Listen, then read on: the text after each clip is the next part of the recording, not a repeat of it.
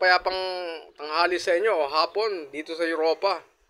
Dito ako ngayon sa Hvar, Croatia. Isa ako sa mga OFW na nakipagsapalaran dito. Umaasa na balang araw ay maayos ang ating kabuhayan showcase. Doon nga pala sa bandang yon, yun ang Italia. Oh. Ngayon ako'y merong nagki-craving sa isang pagkain pang-Pilipino, mahirap talagang mga sahog-sahog dito ay mabili. Medyo mamahalin. Ito yung papakita ko sa inyo. Adobado. Nag-adobado tayo mga kabergs. Semi pork steak to.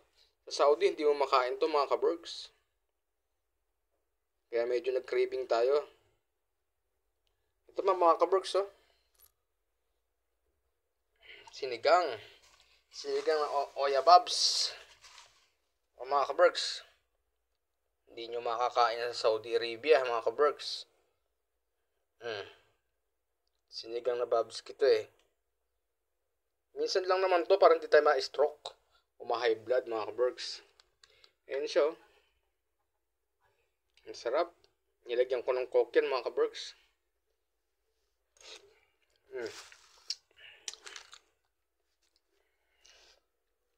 Mga kabergs,